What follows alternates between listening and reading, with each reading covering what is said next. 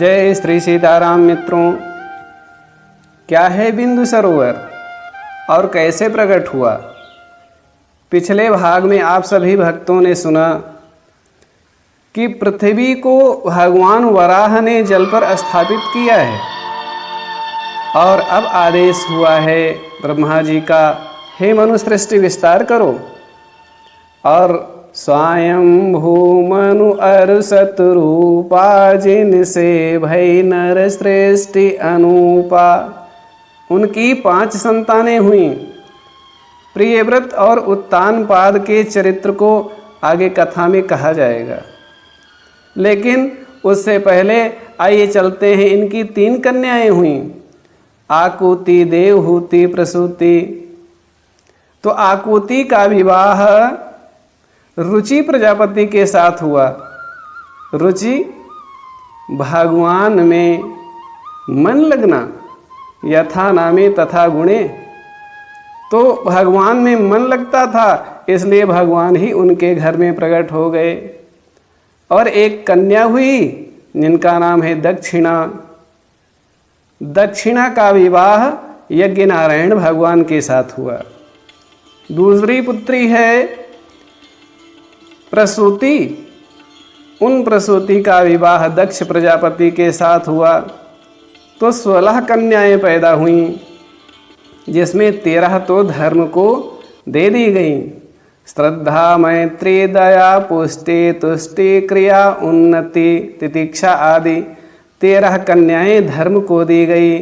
भैया श्रद्धा बिना धर्म नहीं होई। तो श्रद्धा तो उनकी पहली पत्नी है धर्म की।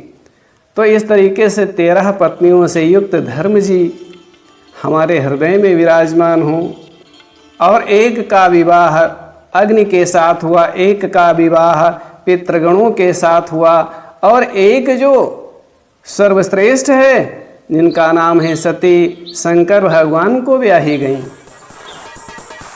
और तीसरी कन्या का विवाह ऋषि के साथ हुआ। श्री सूत जी कहते हैं, हे ऋषियों सुनो, छायायाम कर्दमो यज्ञे। ब्रह्मा जी की छाया से एक ऋषि का जन्म होता है जिनका नाम है कर्दम। और वे कर्दम ऋषि भगवान का नाम लेते हुए तपस्या में संलग्न हो जाते हैं।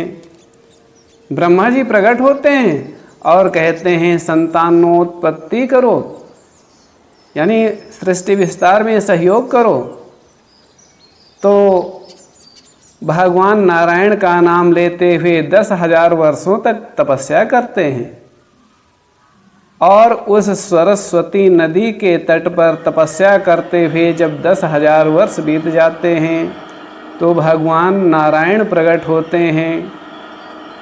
भगवान नारायण प्रकट होते हैं तो उनके अंदर दया का भाव होता है और अपने प्रिय कर्दम ऋषि के प्रेम में भगवान के आँखों से आंसू निकल आता है और वह आंसू उस स्थान पर गिरता है।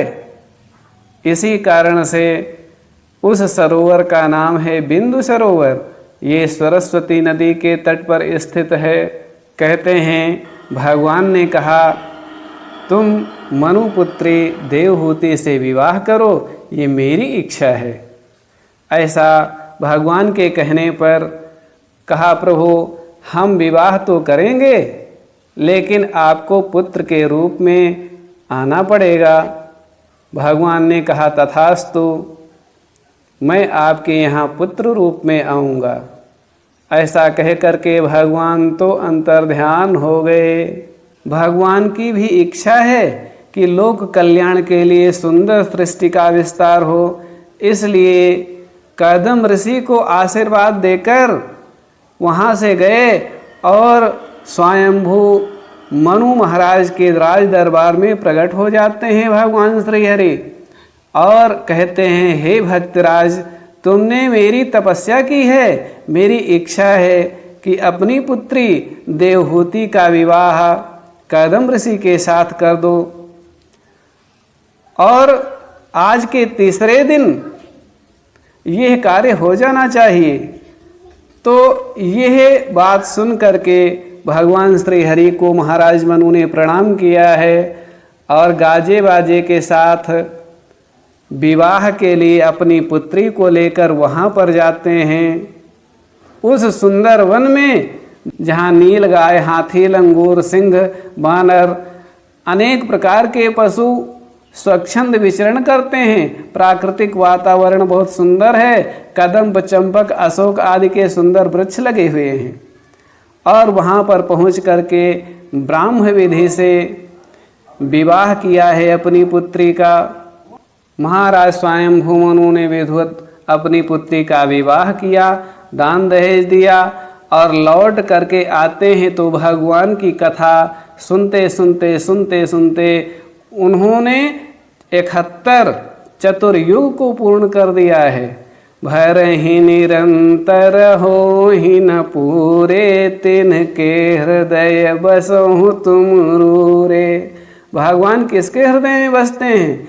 जो भगवान की सुंदर कथा को सुनते हैं। ऐसे मेरे प्रिय भक्तजन भगवान की कथा को सुनते रहिए महाराज स्वयंभू मनु की तरीके से, तब भगवान अपने हृदय में प्रसन्नता का अनुभव करेंगे कि मेरा भक्तराज मुझको मानता है। तो इसी सुंदर भगवान की कथा के साथ आगे फिर मिलेंगे। जय श्री सीताराम जी की जय, गुरु महाराज की जय हो।